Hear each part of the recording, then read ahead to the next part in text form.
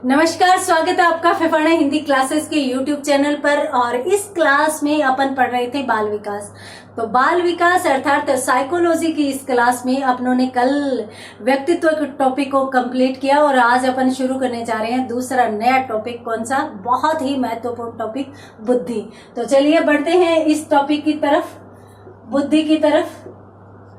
देखिए, बुद्धि में भी अपने को संकल्पना पढ़नी है और इसके साथ साथ बुद्धि का मापन पढ़ना है, सिद्धांत पढ़नी है। दो तीन चीजें इसमें महत्वपूर्ण है जो अपने को पढ़नी है। तो सबसे पहले तो अपन देखते हैं बुद्धि का अर्थ क्या है। संकल्पना में अपन बुद्धि का अर्थ एवं बुद्धि की परिभाषा, दो ही चीजों को देखते हैं। तो चलिए शुरू करते हैं। सबसे पहले तो मैं आपको बता देती हूँ कि भाई बुद्धि है क्या। आपके सामने कोई बहुत बड़ी समस्या आ गई। मान लीजिए आप घर पे अकेले हैं और घर पे शेर आ गया, ठीक है। और घर पे कहाँ, जहां जिस कमरे में आप हैं उसी कमरे के दरवाजे पर, गेट पर शेर खड़ा है। अब वहां पर आप, कभी कभार तो यूं होता है कि अपन अत्यधिक डर में कुछ सोच ही नहीं पाते, वहीं पर बेहोश हो जाएंगे। यदि कुछ भी सोचेंगे वहां पर अपनी काम करेगी बुद्धि और अपन वहां पर क्या करेंगे, उस समस्या से निजात पाने का प्रयास करेंगे। तो यहां पर मैं ये कह सकती हूं कि समस्याओं को हल करने का गुण क्या होता है, बुद्धि होता है। मान लीजिए आपके घर में कोई इस प्रकार की समस्या, किसी भी प्रकार की समस्या होगी, आप यूं सोचेंगे क्या किया जाए। अब जब यूं सोच रहे हैं कि क्या किया जाए तो आप बुद्धि का प्रयोग कर रहे हैं और आप बुद्धि के प्रयोग द्वारा उस समस्या का समाधान निकालने का प्रयास करते हैं। तो यहां पर मैं कह सकती हूं कि समस्याओं को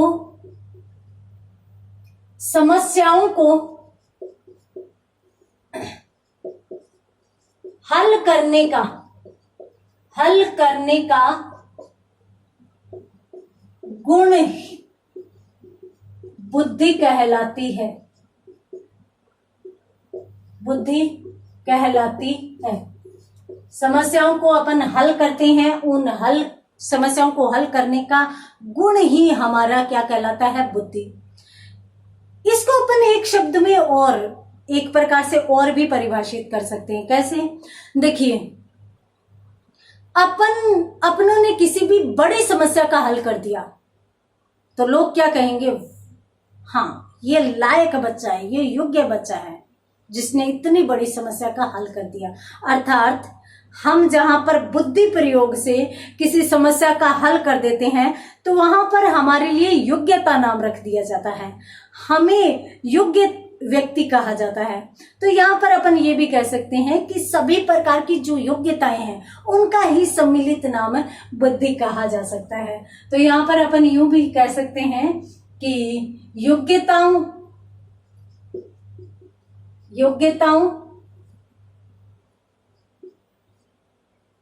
या अपन यूं कह सकते हैं सभी प्रकार की योग्यताओं का समूह है बुद्धि है। सभी योग्यताओं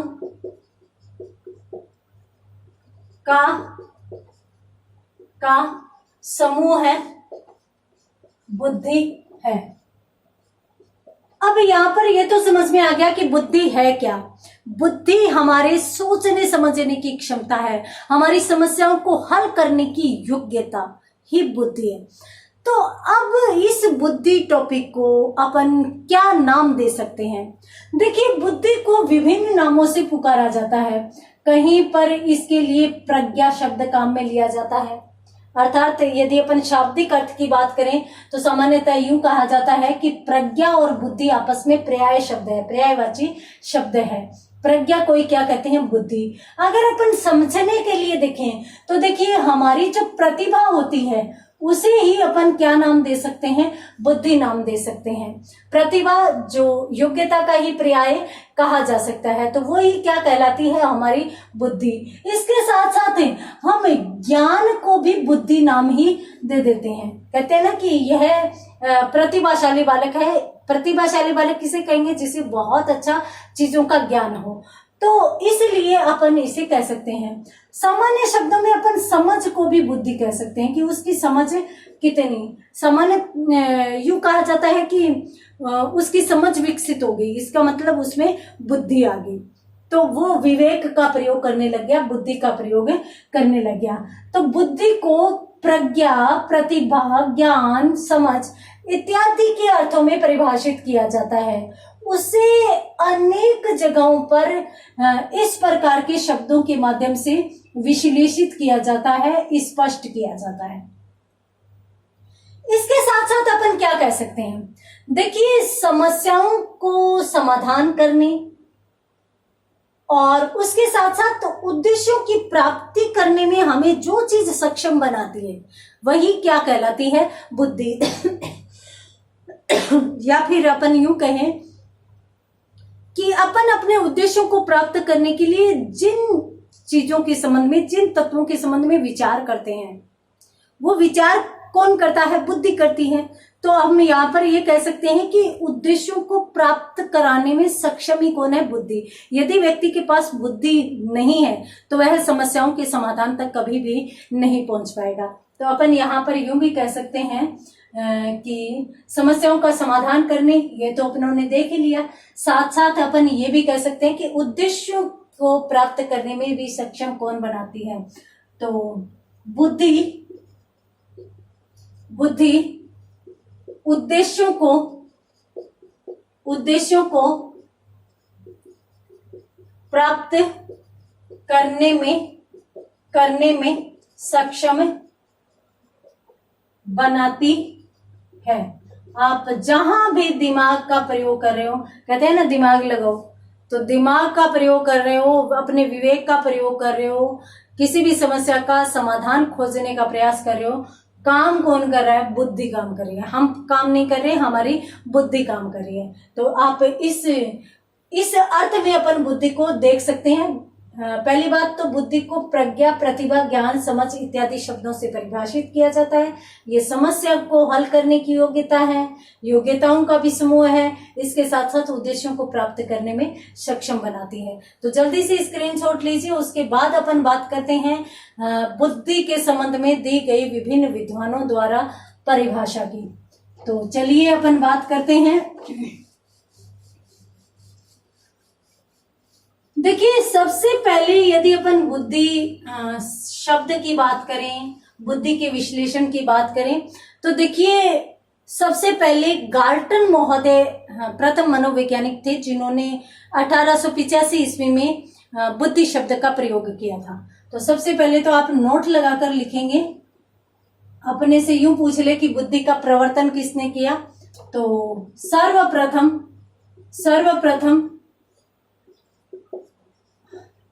बुद्धि शब्द का प्रयोग गाल्टन महोदय द्वारा 1885 ईस्वी में किया गया। एक तो ये महत्वपूर्ण बात होगी जो अत्यंत महत्वपूर्ण है, यानी सबसे पहले बुद्धि शब्द का प्रयोग किसने किया, गाल्टन ने किया। कब किया, 1885 में। अब अपन बात करते हैं, देखिए अर्थ हो गया, बुद्धि के शब्द के प्रयोग की बात होगी। अब अपन देखते हैं इसकी परिभाषाओं को। तो अर्थ के बाद आती है परिभाषाएं। परिभाषाओं के संबंध में आपको मैं बता देती हूँ कि विभिन्न विद्वानों द्वारा विभिन्न रूपों में बुद्धि को परिभाषित किया है। अब किन किन विद्वानों ने अपने कौन कौन से मत दिए हैं, चलिए देख लेते हैं। तो यहाँ पर अपन बात करेंगे परिभाषाएं। तो सबसे पहले तो अपन बात करते हैं टर्मन की। तो टर्मन के अनुसार अपन देखते हैं बुद्धि को।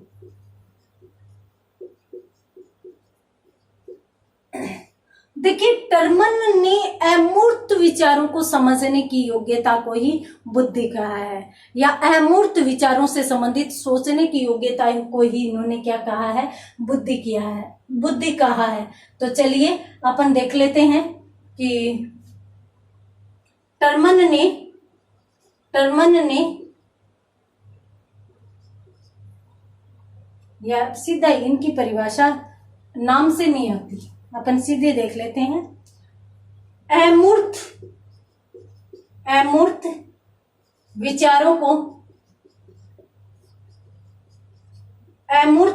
को समझने की क्षमता ही बुद्धि है। ये देखिए बहुत ही छोटी सी परिभाषा है परंतु महत्वपूर्ण है। अब अमूर्त विचार, अमूर्त का मतलब हो गया जो चीजें दिखाई नहीं देती।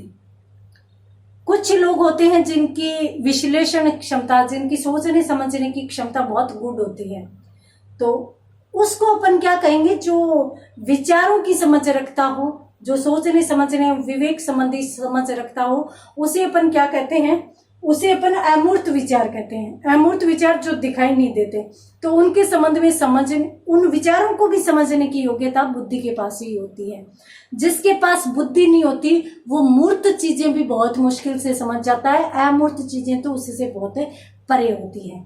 तो इसलिए यहाँ पर अपनों ने देखी टर्मन द्वारा दी गई परिभाषा। यदि अपन दूसरी परिभाषा की बात करें तो उसके बाद अपन बात करते हैं डियरबॉर्न की। डियरबॉर्न की, तो डियरबॉर्न ने भी एक परिभाषा दी है जो बहुत ही सुंदर है। इन्होंने कहा है कि बुद्धि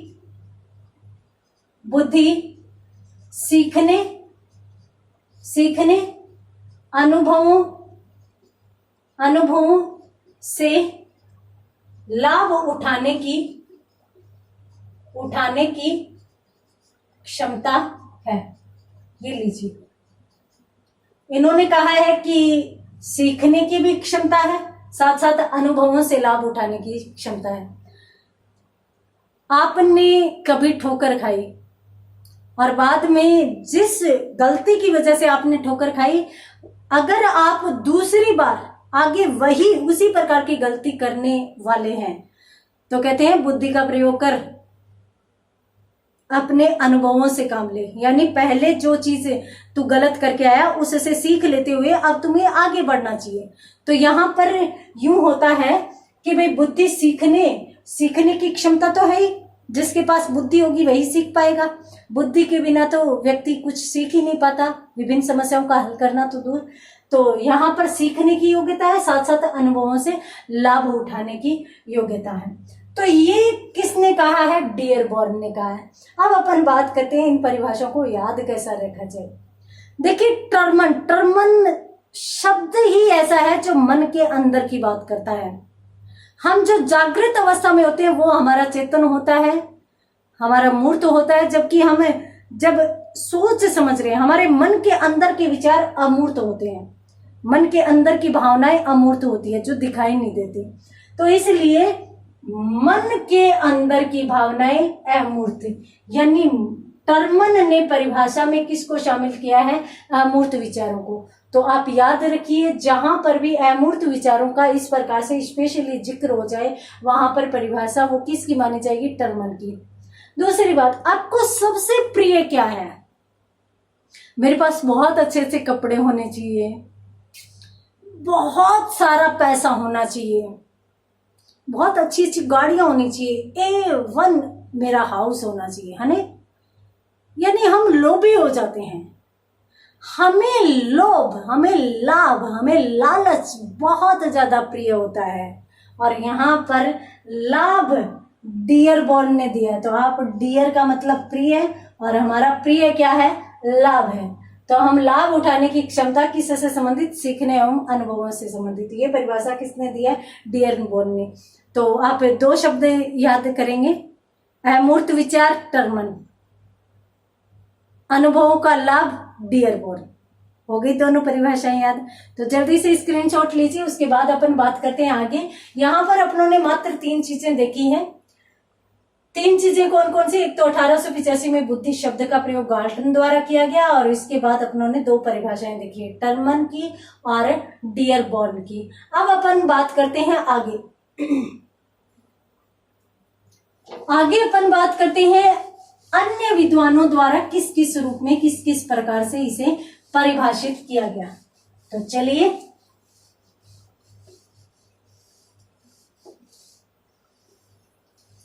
देखिए, आगे अपन बात करते हैं अगले वैज्ञानिक, मनोवैज्ञानिक रोस की। तो रोस ने क्या कहा है? रोस के अनुसार, रोस ने बुद्धि को परिभाषित करते हुए क्या कहा है? इन्होंने कहा है कि भाई नवीन परिस्थितियों से चेतन अनुकूलन ही बुद्धि है। चेतन अनुकूलन ही बुद्धि है। तो नवीन परिस्थितियों से, नई नई जो परिस्थितियां हैं उनसे अपन अनुकूलन बैठाते हैं, अपन समझ से बैठाते हैं। वो समझ से बैठाने की क्षमता हमें कौन देता है? हमें बुद्धि देता है। हमें बुद्धि ही उस समायोजन की क्षमता देती है। उसके बाद अपन बात करते हैं अगले विद्वान की। तो अगले विद्वान में आते हैं बीने। बीने ने बुद्धि के संबंध में बहुत ही महत्वपूर्ण कार्य किए थे और बीने की परिभाषा भी बहुत ही महत्वपूर्ण मानी जाएगी जब बुद्धि टॉपिक की बात हो रही है। तो बीने ने क्या कहा था? बीने ने यूं कहा था कि भाई बुद्धि के अंतर्गत अपन 4 शब्दों को प्रयोग में ला सकते हैं। कौन कौन से?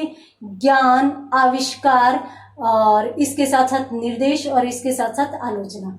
तो ये 4 प्रकार के शब्द बीने के अनुसार बुद्धि के लिए काम में लिए जा सकते हैं। बुद्धि के लिए मतलब बुद्धि में निहित है। तो यहां पर अपन देख लेते हैं। बीने ने कहा है कि बुद्धि में 4 तत्व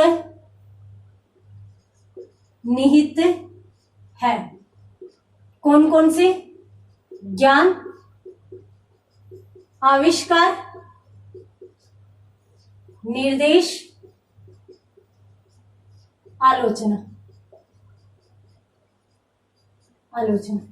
तो ये 4 तत्व बुद्धि में शामिल किए जा सकते हैं। किसके अनुसार? बीने के अनुसार।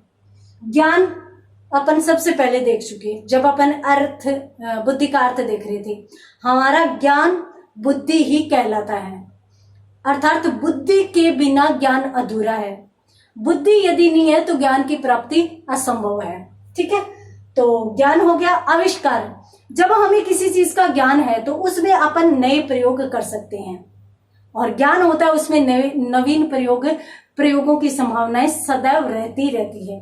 तो इसलिए आविष्कार भी किस में जाते हैं? बुद्धि में जाते हैं। निर्देश, आप किसी को निर्देश देने की क्षमता तभी अर्जित कर सकते हैं, तभी आप निर्देश देने की योग्यता अपने हाथ में ले सकते हैं। आप निर्देश देने का हक प्राप्त कर सकते हैं जब आप बुद्धिमान हो। नहीं तो आप कहेगा खुद ने क्या क्या किए थे, खुद में तो समझ आए नहीं, दूसरों को आदेश दे रहा है, दूसरों को निर्देश दे रहा है। तो आपका निर्देश कोई सुनेगा नहीं। आप चाहते हैं कि आपके निर्देशों की अनुपालना हो, तो आप बुद्धिमान होने आवश्यक है। यदि आप बुद्धिमान है तो आपके निर्देशों की, आपके आदेशों को सुना भी जाएगा, उनकी पालना भी होगी। और इसके साथ साथ आलोचना, कहते हैं कि यदि आप आगे बढ़ रहे हो तो आपके 1000 प्रशंसक तो 1000 आलोचक भी होंगे। तो बुद्धिमान व्यक्ति समालोचना करने में सक्षम स्वयं भी होता है और उसकी स्वयं की भी दूसरे आलोचना कर सकते हैं, तो उसमें इससे संबंधित सहन करने की भी क्षमता होती है। तो इस प्रकार से बीने के अनुसार 4 तत्व शामिल होते हैं: ज्ञान, आविष्कार, निर्देश और आलोचना। आलोचना में दोनों चीजें आएगी भी, आलोचना करने की क्षमता स्वयं में और सहन करने की क्षमता भी स्वयं में, दोनों चीजें यहाँ पर आ जाएगी। उसके बाद यदि अपन बात करते हैं अन्य विद्वान की, तो एक परिभाषा दी है वुडवर्थ ने। इनकी परिभाषा भी बहुत ही महत्वपूर्ण मानी जाती है, बहुत ही छोटी सी परिभाषा है वुडवर्थ की। इन्होंने क्या कहा है? इन्होंने यूं कहा है कि भाई बुद्धि है वो कार्य करने की योग्यता है। बुद्धि कार्य करने की योग्यता है। आप छोटा सा उदाहरण लीजिए टेलर का, कपड़े सिलाई का। बहुत से लोग हैं जो कपड़े सिलाई काम करते हैं, कपड़े सिलाई का काम करते हैं, परंतु कुछ लोग ऐसे होते हैं जो बहुत अच्छा पैसा कमाते हैं और कुछ लोग ऐसे होते हैं जो बहुत ही नॉर्मल पैसा कमाते हैं। तो ये किस आधार पर संभव होता है? ये बुद्धि के आधार पर। जिस व्यक्ति में ज्यादा बुद्धि है तो वो इस संबंध में अनेक प्रयोग करेगा, अनेक प्रयास करेगा, और अनेक प्रयोग, अनेक प्रयास यदि लोगों द्वारा पसंद किए गए तो उसका काम बहुत आगे बढ़ेगा। उस आधार पर वह अधिक पैसा भी कमाएगा। तो इसलिए बुद्धि जो है वो काम करने की योग्यता है, काम करने के तरीके की योग्यता है। एक ही क्षेत्र में अनेक लोग होते हैं, एक मार्केट में हजारों दुकानें होती है, परंतु उस मार्केट में हजारों दुकानों में 10-15 दुकानें ऐसी होगी जहां पर कुछ ग्राहक आएंगे, अन्य किसी दुकान पर न रुकेंगे न जाएंगे, सीधे उन्हीं पर जाएंगे, सामान उठाकर ले आएंगे। क्यों? क्योंकि उनमें कोई न कोई इस प्रकार की काम करने की योग्यता है। ऐसी योग्यता है उनमें कि वो अपने ग्राहकों को पकड़े रखते हैं, ऐसी योग्यता है उनमें कि वो उन लोगों से जुड़े रहते हैं। तो इसलिए बहुत ही छोटी सी, बहुत ही कम शब्दों में दी गई परिभाषा है वुडवर्थ की, जो बहुत महत्वपूर्ण भी है। सीधी सी बात, बुद्धि कार्य करने की योग्यता है। आप अगर उच्च बुद्धि लब्धि वाले हो, यानी आपकी बुद्धि, आपके पास बहुत अधिक बुद्धि है, बुद्धि लब्धि क्षमता अच्छी है, तो आप एक ही काम में लगे हुए लोगों में आप श्रेष्ठ कहलाओगे। और जबकि आप जो काम कर रहे हो उसी काम में अन्य लोग आपसे नीचे भी काम करेंगे।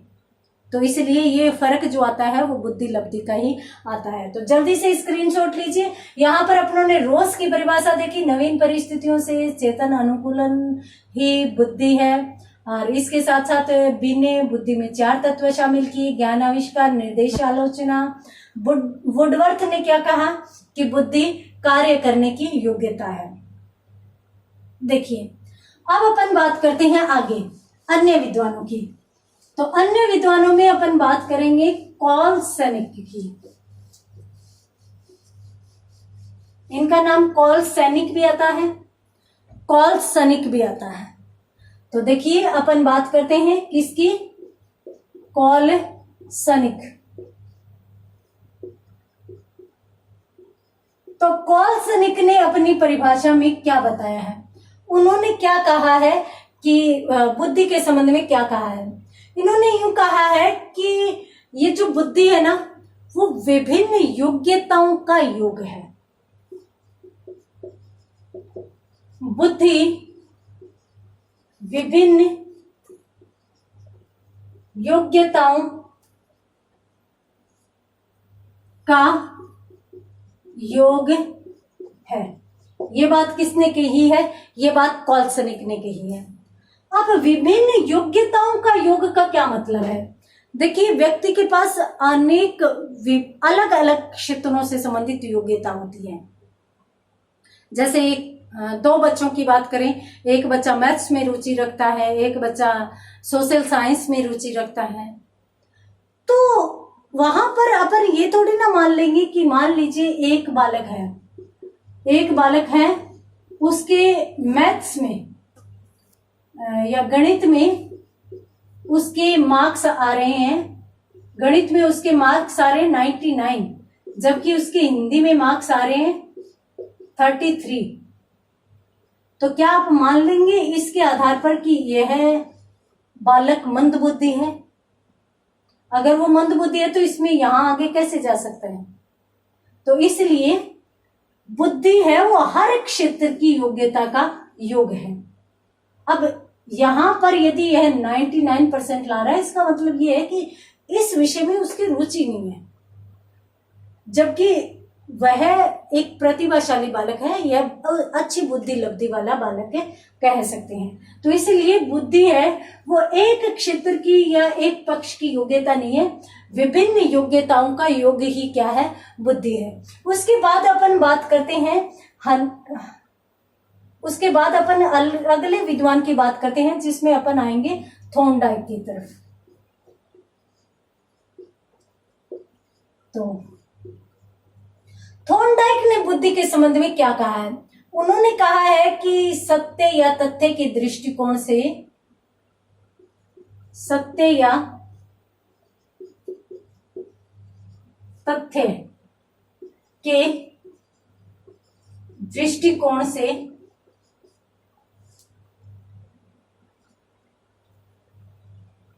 तथ्य या सत्य के दृष्टिकोण से इन्होंने आगे क्या कहा कि भाई उत्तम जो प्रतिक्रियाएं हैं, उत्तम प्रतिक्रियाओं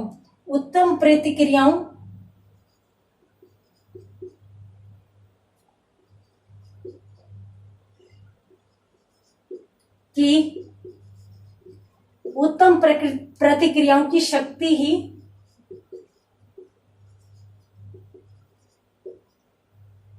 बुद्धि है। महत्वपूर्ण परिभाषा है, समझने वाली परिभाषा है। सबसे पहली बात तो सत्य या तथ्य, यानी तथ्यात्मकता। तथ्यात्मकता का मतलब हो गया वस्तुनिष्ठता। वस्तुनिष्ठता, सत्य हो गई सत्य की जांच या परख। तो सत्य व वस्तुनिष्ठ दृष्टिकोण से, वस्तुनिष्ठ का मतलब होता है कि ऐसी चीज या ऐसे कुछ तत्व है जिनके आधार पर अपन सही निष्कर्ष पर पहुंच सकते हैं। तो सत्य या तथ्य के दृष्टिकोण से उत्तम प्रतिक्रियाओं, अपन किसी भी परिस्थिति, किसी भी घटना के प्रति कोई न कोई प्रतिक्रियाएं देते हैं, तो उन प्रतिक्रियाओं को देने की शक्ति ही क्या कहलाती है, बुद्धि कहलाती है। अब उन प्रतिक्रियाओं को देने की शक्ति बुद्धि किस आधार पर बुद्धि कहलाएगी, सत्य एवं तथ्य के आधार पर। नहीं समझे? देखिए, एक व्यक्ति है, ठीक है, एक व्यक्ति, उसकी लड़ाई हो गई किसी लड़के से, अन्य लड़के से, मान लीजिए बी से उसकी लड़ाई हो गई। अब इस व्यक्ति ने बी की पिटाई कर दी, बी को पीटा, ठीक है। अब बी की पिटाई कर दी, बी घर पे गया, उसको बड़ा गुस्सा आ रहा था, वह बदला लेना चाह रहा था, मनुष्य का स्वभाव है, तो वह बदला लेना चाह रहा था। उसने बदला लेने के लिए अपने 10 से 15 मित्रों को बुलाया अपने पास, और 10 से 15 मित्रों को बुलाकर और यूं कहा कि इस प्रकार की बात है और उसने मुझे मारा, बिना मतलब के मारा, मैं बदला लेना चाहता हूं। और किशोरावस्था के बालक ऐसे होते हैं जो मित्र पर आंच आ जाएंगे, यानी इस समय गुटबंदी बहुत ज्यादा होती है, तो अपने मित्र के लिए, अपने गुट के लिए, अपने समूह के लिए वो कुछ भी कर सकते हैं। अब ये सब के सब तैयार हो गए, अच्छा तुझे मारा इसने, उसने, उसकी इतनी हिम्मत, हम भी देख लेंगे, चल। यानी वो इसे लेकर चले जाते हैं कि चल अपन उससे बदला लेकर आते हैं। अब यूं है कि इसको इसका अंदाजा ही नहीं है, इसको पता ही नहीं कि यहाँ पे इस प्रकार से हो रहा है। ये शाम के समय घर से बाहर जाता है, घर से बाहर जाता है तो सामने से ही वह बी को 10-15 लड़कों को लिए हुए आते देख लेता है, वह आते देख लेता है।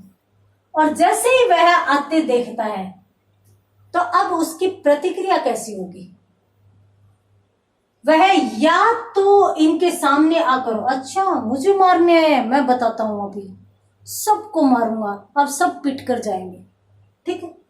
एक तो ये तरीका हो सकता है, ये प्रतिक्रिया हो सकती है। एक वापस घर के अंदर चले जाना, घर में चला जाएगा। क्यों? क्योंकि वहां पर यदि वह घर में चला जाता है तो उसने सत्य व तथ्य के आधार पर बुद्धि का प्रयोग किया है, उसने प्रतिक्रिया लगाई है कि 15 लोग हैं, तेरा कुछ नहीं बनने वाला। 4 लोग भी, 5 लोग भी होते ना तो 4 लोग हाथ पैर पकड़ लेते, 5वां मारने में ही था। तो भी तेरा कुछ नहीं यहाँ पे बनता। तो अब 15 लोगों के बीच तेरा क्या बनेगा? इससे अच्छा अब घर में जाके सेफ हो जा। अगर इसने इस प्रकार का काम कर लिया, यह घर में वापस आ गया, और घर में अब जो लड़के लोग हैं, मित्र लोग हैं, वो घर में आ नहीं सकते, तो घर में वो आ नहीं सकते और इसने अपने आप को सुरक्षित कर लिया, अपने आप को बचा लिया। ये तो हो गई बुद्धि, ये तो हो गई अब बुद्धि का प्रयोग। अब उसने दूसरा प्रयोग ये भी कर सकता है वो कि अच्छा उसकी इतनी हिम्मत बढ़ गई, 15 लोगों को लेकर आया, मैं 15 की पिटाई करूंगा, जो कि असंभव बात है। अब ये यदि यहां जाकर भिड़ेगा तो जाहिर सी बात है कि ये बहुत पिटेगा। अब ये पिट रहा है, ये कौन सी होगी? इसकी मूर्खता होगी।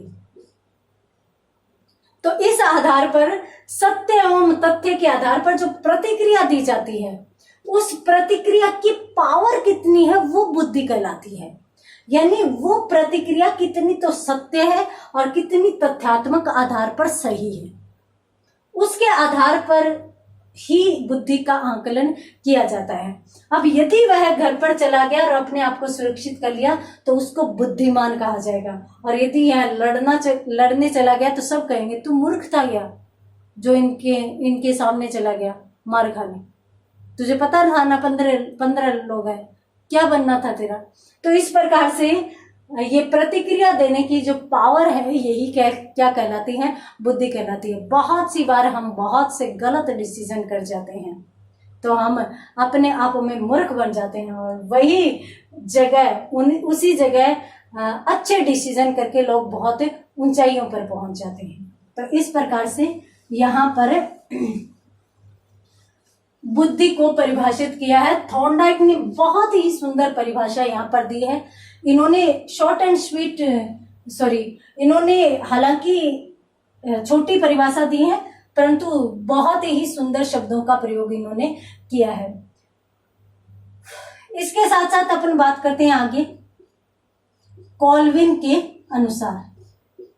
अब कॉल्विन नामक जो मनोवैज्ञानिक है, उन्होंने किस प्रकार से बुद्धि को परिभाषित किया है? तो इन्होंने कहा है कि यदि व्यक्ति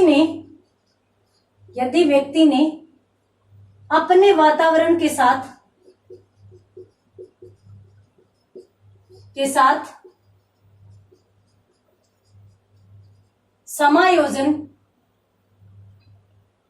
समायोजन करना सीख लिया है, यदि व्यक्ति ने अपने वातावरण के साथ सामंजस्य या समायोजन करना सीख लिया है या सीख सकता है, तो उसमें बुद्धि है। यहाँ पर ये जो कॉल्विन है, इन्होंने समायोजन का पर्याय ही किसको बता दिया? बुद्धि को बता दिया। इन्होंने कह दिया कि भाई यदि व्यक्ति अपने वातावरण के साथ सामंजस्य बैठाना सीख सकता है या सीख लिया है तो वह उसमें बुद्धि है। अर्थात समायोजन की जो क्षमता है वो बुद्धि एवं विवेक के आधार पर आती है, ऐसे यह संभव नहीं होती। तो इनका भी स्क्रीनशॉट लीजिए। यहाँ पर अपनों ने कॉल्सनिक की परिभाषा को देखा और इसके साथ साथ अपनों ने कॉल्सनिक, थॉर्नडाइक व कॉल्विन की परिभाषा को देखा। उसके बाद अपन बात करते हैं आगे। तो उसके बाद अपन अन्य विद्वान की परिभाषा देखने जा रहे हैं, जिसमें फ्रीमैन की परिभाषा भी बहुत ही छोटी सी है, सुंदर सी है, उसको भी अपन देख लेते हैं।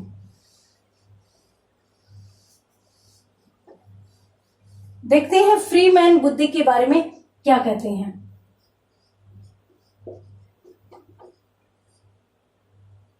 फ्रीमैन, तो फ्रीमैन ने क्या कहा है कि वे बुद्धि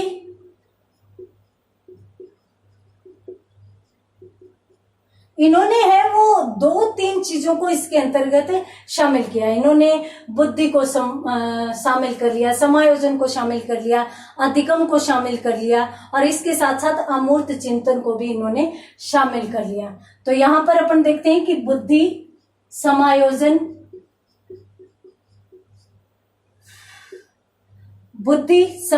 इसके साथ साथ इन्होंने अधिगम को शामिल किया, अमूर्त विचारों को शामिल किया। अधिगम, बुद्धि, समायोजन, अधिगम और इसके साथ साथ अपन यूं कहेंगे और अमूर्त विचारों के चिंतन की योग्यता है। यानी बुद्धि क्या है? समायोजन, अधिगम, अमूर्त विचारों के चिंतन की योग्यता। समायोजन के बारे में अपन देख चुके हैं। समायोजन वही संभव है जहां पर बुद्धि है। अधिगम, हम कहीं से भी ज्ञान तभी ग्रहण कर सकते हैं जब हम बुद्धिमान हैं। मंद बुद्धि व्यक्ति कभी ज्ञान अर्जित नहीं कर पाता। अमूर्त विचार, तीनों चीजें अपनों ने देख ली हैं। तो तीनों चीजों को किसने शामिल किया है अपनी परिभाषा में? अपनी परिभाषा में फ्रीमैन ने तीनों चीजों को ही शामिल कर लिया है। उसके बाद अपन बात करते हैं अगले विद्वान की। अगला विद्वान कौन सा है? बंकिंघम के अनुसार। अब बंकिंघम क्या कहते हैं? बंकिंघम ने सीधी सी परिभाषा दी है कि भाई बुद्धि सीखने की योग्यता है, बस। जिस प्रकार से थॉर्नडाइक ने परिभाषा दी थी, जिस प्रकार से रोस ने परिभाषा दी थी, उसी प्रकार से इनकी परिभाषा बहुत ही साधारण है और बिल्कुल सीधी सी बात कही है कि बुद्धि क्या है? बुद्धि सीखने की योग्यता है। तो बंकिंघम, बुद्धि सीखने की योग्यता है। अभी अपनों ने बात की थी कि भी अधिगम है। अधिगम किसे कहते हैं? अपन सीखने को तो कहते हैं। यदि बालक कहीं से अधिगम कर रहा है, कुछ सीख रहा है, तो इसका मतलब वो बुद्धिमान है। और यदि बालक कुछ सीख नहीं रहा, वो कुछ कहीं से अर्जित नहीं कर रहा, तो वहां पर उसमें बुद्धि की क्षमता नहीं मानी जाती। तो इस प्रकार से ये है विभिन्न परिभाषाओं द्वारा, या अपन यूं कहें कि विभिन्न विद्वानों द्वारा दी गई बुद्धि की परिभाषा, जिसमें अपनों ने अनेक विद्वानों को देखा। टर्मन अमूर्त विचारों के बारे में बात करते हैं। इसके साथ साथ रोस नवीन परिस्थितियों के बारे में बात करते हैं।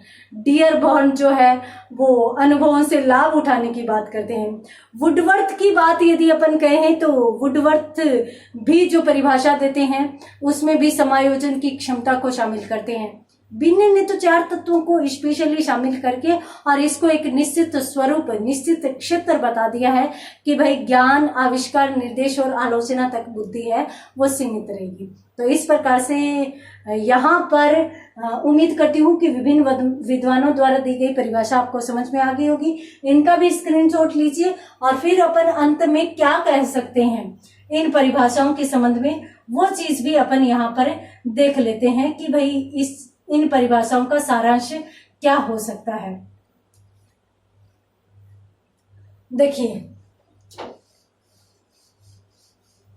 वैसे तो अपनों ने बुद्धि का अर्थ देखा था, तो अपनों ने देख ही लिया था कि बुद्धि क्या है। फिर भी अपन ने सारांश रूप में ये जो विभिन्न परिभाषाएं हैं उसमें सारांश रूप में अपन शामिल कर सकते हैं कौन कौन सी चीजों को। एक तो जो ज्ञान है उसको शामिल कर सकते हैं और इसके साथ साथ ज्ञान को अर्जित करने की क्षमता। बस ये 2 ही चीजें क्या है? बुद्धि है।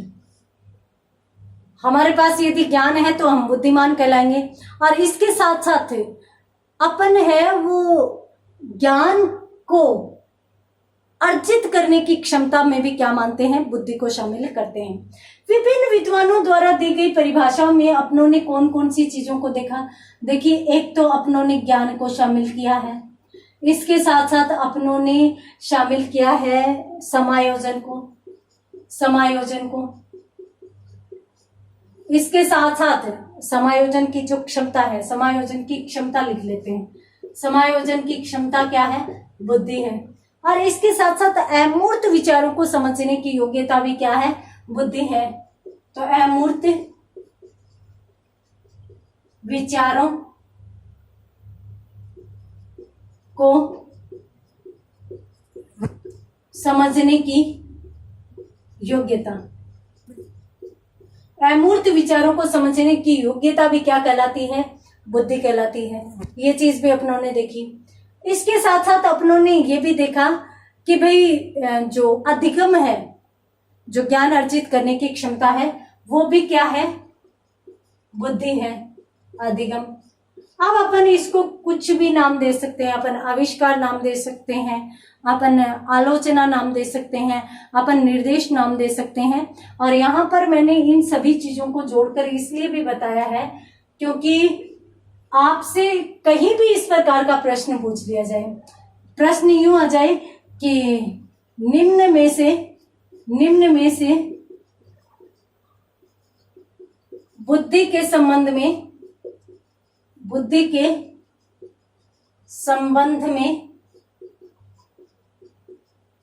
सही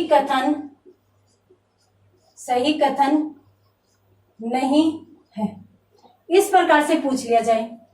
रीट के एग्जाम में इस प्रकार के प्रश्न बहुत ज्यादा आते हैं कि निम्न में से बुद्धि के संबंध में सही कथन नहीं है। कौन सा सही कथन नहीं है? तो यूं आ जाए कि ज्ञान अर्जित करने की क्षमता, समायोजन की क्षमता, उसके बाद आ जाए कि मूर्त विचारों की क्षमता। तो मूर्त विचारों के ही नहीं, अमूर्त विचारों की, मूर्त विचार भी बुद्धि के माध्यम से अपन समझ सकते हैं, परंतु अमूर्त विचारों तक को समझने में कौन सहायक होता है? बुद्धि होता है। उसके साथ साथ अपनों ने अधिगम की क्षमता भी कर ली। तो ये सारी के सारी। अब बुद्धि में जब प्रश्न आएगा तो इसमें यूं हो जाएगा कि भाई कुसमायोजन की प्रवृत्ति, तो कुसमायोजन बुद्धि के द्वारा कभी भी नहीं होता। बुद्धि हमेशा सकारात्मक होती है, बुद्धि हमेशा विकासशील होती है, बुद्धि विकासशील होती है। यानी मनुष्य जहां भी जाता है कुछ न कुछ अर्जित करता है, तो इसके माध्यम से वह अपना विकास करता जाता है, अपने अनुभवों को विकसित करता जाता है। तो यहाँ पर अपन अनुभव, अपन ये चीज भी ले सकते हैं जो डियरबॉर्न ने दी थी, अनुभव से लाभ उठाने की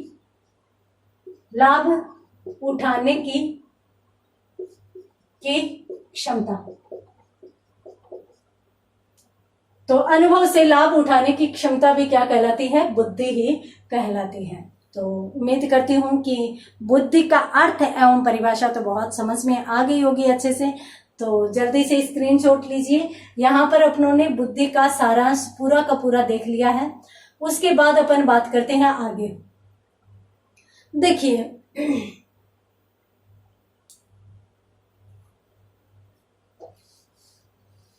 अब अपन बात करेंगे बुद्धि की विभिन्न विशेषताओं की। बुद्धि की विशेषताएं कौन कौन सी हो सकती है, परंतु बुद्धि की विशेषताओं से पहले अपन एक चीज समझेंगे, वो क्या? बुद्धि का विकास। संक्षिप्त चर्चा करेंगे, हालांकि बुद्धि का विकास अपन बाद में देखेंगे, परंतु संक्षिप्त चर्चा में अपन यूं देखेंगे कि भाई बुद्धि का जो विकास है वो कौन सी अवस्था में हो जाता है। देखिए, मनोविज्ञान के अनुसार या मनोवैज्ञानिकों के अनुसार शेषवावस्था में बुद्धि का विकास लगभग 90% हो जाता है। अर्थात बुद्धि का विकास शेषवावस्था में सर्वाधिक होता है। और यदि इसकी पूर्णता की बात करें, किसकी? बुद्धि की पूर्णता की यदि अपन बात करें तो बुद्धि का विकास पूर्ण हो जाता है। कब हो जाता है? किशोर अवस्था में। तो किशोरावस्था की आयु में बुद्धि का विकास पूर्ण हो जाता है। इसके साथ साथ अपन ये भी मान सकते हैं, देखिए ऐसे माना जाता है कि किशोरावस्था की उम्र देखें तो किशोरावस्था की उम्र मानी जाती है 12 से 18 वर्ष, तो और कुछ लोग मानते हैं 12 से 16 वर्ष। तो विभिन्न विद्वानों में मतभेद है। तो किशोरावस्था में यानी कौन सी उम्र तक, कितने वर्ष तक बालक में बुद्धि का विकास पूर्ण हो जाता है, तो यहाँ पर है वो दो विद्वानों का मत लिया जाता है। एक तो क्रो व क्रो। तो क्रो व क्रो मानते हैं कि 16 वर्ष की उम्र में बालक अपनी बुद्धि का पूर्ण विकास कर लेता है, अर्थात 16 अवस्था में अपने को बुद्धि से संबंधित जो हासिल करना होता है, अर्थात हमारी जो बुद्धि है, हमारा जो मानसिक विकास है, जितना होना होता है वो हो जाता है, उसके बाद नहीं होता। उसके बाद तो सिर्फ और सिर्फ अपन बुद्धि का प्रयोग करते हैं तो विभिन्न जगहों पर अलग अलग प्रकार से अपन बुद्धि प्रयोग द्वारा विभिन्न प्रकार के अलग अलग अनुभव प्राप्त करके उसका विकास करते जाते हैं। अगर बुद्धि के वैसे विकास की देखें तो 100% किशोरावस्था में हो चुका है। और क्रो के अनुसार तो 16 वर्ष में कंप्लीट। उसके बाद वाटसन की यदि बात करें तो वाटसन ने 18 वर्ष इसकी उम्र बताई है कि भाई बुद्धि का विकास है वो 18 वर्ष की उम्र में हो जाता है। किसके अनुसार? वाटसन के अनुसार। तो यहाँ पर दो विद्वानों के मत माने जाते हैं जो अत्यंत महत्वपूर्ण है। और आपसे यूं पूछ लिया जाए कि बुद्धि का विकास कौन सी उम्र में होता है, तो किशोरावस्था में होता है। और किशोरावस्था में उम्र पूछ ले तो क्रो के अनुसार 16 वर्ष में, वाटसन के अनुसार 18 वर्ष में। तो आप इस चीज को वीडियो रोककर नोट कर लीजिएगा। स्क्रीनशॉट लेने की यहाँ पर मुझे कोई जरूरत नहीं लगती। तो यहाँ पर अपनों ने देखा कि भाई बुद्धि जो है वो विकासशील है, विकसित हो जाती है किशोरावस्था में, परंतु फिर भी अनुभवों द्वारा हम कुछ न कुछ अर्जित करते रहते हैं। इसके साथ साथ अपन ये भी देख सकते हैं कि भाई बुद्धि परिवर्तनशील है। कैसे? आपने देखा होगा कि कुछ व्यक्ति है वो शुरू में बहुत इंटेलिजेंट होते हैं और सब यूं कहते हैं कि प्रतिभाशाली है, परंतु बाद में उनके जीवन में कोई इस प्रकार की घटना घटती है कि वो आगे जाने की बजाय पीछे आने लगते हैं। और आपने ऐसा सुना भी होगा समाज में कि वो व्यक्ति ऐसा है, वो व्यक्ति अपने समय में बहुत इंटेलिजेंट था, वो तो उसके जीवन में ऐसी दुर्घटना हो गई, नहीं तो ये पता नहीं कहाँ होता आज। तो इस प्रकार की जो चीजें कही जाती है वो किसके लिए कही जाती है? बुद्धि की परिवर्तनशीलता के लिए कही जाती है। यानी बुद्धि क्या है? विकासशील होने के साथ साथ परिवर्तनशील भी यहाँ पर है। तो यहाँ पर अपनों ने बुद्धि का अर्थ देख लिया है, परिभाषाएं देख ली है। आगे अपन बुद्धि की विशेषताएं टॉपिक शुरू करेंगे, परंतु वो अगली क्लास में। आज की क्लास में इतना ही, मिलते हैं अगली क्लास में विशेषताओं के साथ। तब तक के लिए धन्यवाद।